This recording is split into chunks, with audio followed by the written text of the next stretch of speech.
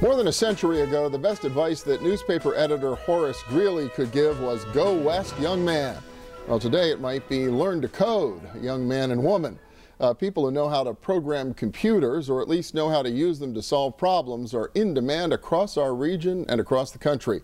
A startup right here in our region is setting out to get them interested young with a new product that makes a game out of learning to program. It's called Puzzle It. Justin Sabo is CEO and co-founder of Digital Dream Labs. Matt Stewart is co-founder and COO of the company. And welcome. Good to have you both here. Thank you. Thank you. Yeah, so tell me a little bit about how you got started. What led you to start this business and come up with this idea? You were in school together? Yeah, so we actually met at Carnegie Mellon at the Entertainment Technology Center, and it was there that we learned the value of playtesting, iteration, and kind of making fun experiences using custom hardware and gameplay principles. So things like Super Mario Brothers were a huge inspiration for the program, and obviously for us as individuals kind of coming into the program. And for a while, we realized that education, especially gaming, the fusion of them wasn't really as strong as it could be, because there was a sort of a divide between it had to really be something that was almost a virtual test versus, hey, this feels like something I would just play for a few minutes while I'm going to school.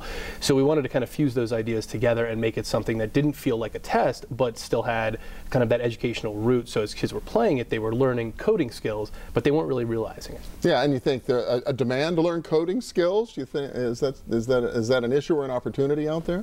Oh, absolutely. There are tons of products out there now that are trying to get kids to code a little bit better.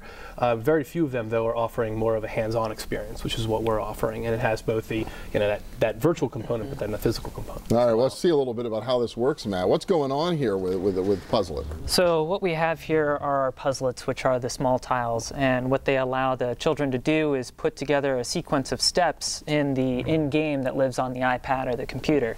So you'll see with some of the games, you can just get the instant gratification. Well, not with this. I can't just swipe him in the direction I want. I have to tell him how to do that by breaking down each different step.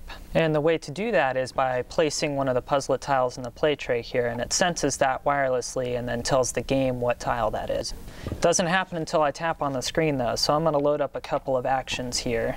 In the same way that if you were writing code, you would be writing in the different steps that you want the program to do, you're just doing it by adding these puzzle pieces. Exactly. Okay. So it allows them to visually break that down instead of looking at the exact syntax of what does this code actually mean. I can just think through it in a sequence of steps to get my character to the end of the level and collect a puzzle piece at the end. We even have advanced moves like the idea of looping, so you can use a tile 2 or 3 times in a row, or an increment or a decrement to help maybe jump higher or to tiptoe past an enemy who might only wake up if you're running. And a lot of the steps of the tiles, they seem to be icons. Some of them have numbers, like I guess repeat 2 times or whatever, but you don't have to know the alphabet, you don't have to know how to read, you don't have to know how to write code to be able to code, right? Exactly, and we go through a tutorial that really teaches you how to utilize those blocks, and then you can build on those concepts through exploration. Like that's how we learn as young children, so we kind of utilize that play pattern. So so you have this concept. How do you begin to make it a reality? Through a lot of play testing. So you're looking at what is the result of about 20 months worth of work, both in the hardware and the software. But we actually started with quite literally cardboard. And we had a fake screen, and we had a little dinosaur and a little puzzle piece. We said, well, how do you get the dinosaur to the puzzle piece? And we gave them just a little, almost like this, but much more simple, and just a bunch of arrows on it, and they would put the arrows down, and they would tell a story of how they kind of guided the dinosaur from point A to point B. And from there we learned, okay, that was a pretty powerful concept. And in fact, we actually had people who, after the playtest, wrote into us saying, we discussed this idea over dinner. And again, that was just with cardboard. Wow. So we thought, okay, I think we're onto something here. And from there, it was just the basic, every week we would go out, we would have an idea, we would hack together things with Arduino boards and different types of circuitry and try those until we got something that was not only good for the consumer, but also at a price point that we could actually manufacture. Well, that's going to be one of the questions. I mean, so yeah, what's it called? It's on the market now, right? You got it out just before Christmas? Somehow we did. It is. We managed to ship 100 before Christmas, so there's kids out there playing. They open it up on Christmas Day, and we've been getting a lot of great reviews. We still have pre-orders directly through our website, and you should see them showing up at the local SW Randall toy stores and Learning Express toy stores in the city soon. And what does it cost?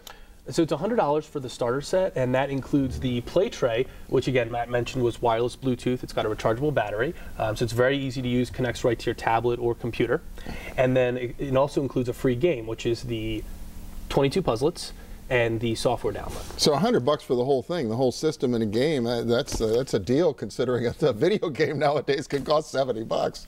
That's exactly, yeah. The Xbox games, PlayStation games cost a lot of money, and parents were actually, the $100 price point was not only attracted to them, but then once they learned that, it's not just this game, we'll be offering $30 additional games in the future. So we're actually right now working on chemistry. So right now we had the programming tiles here.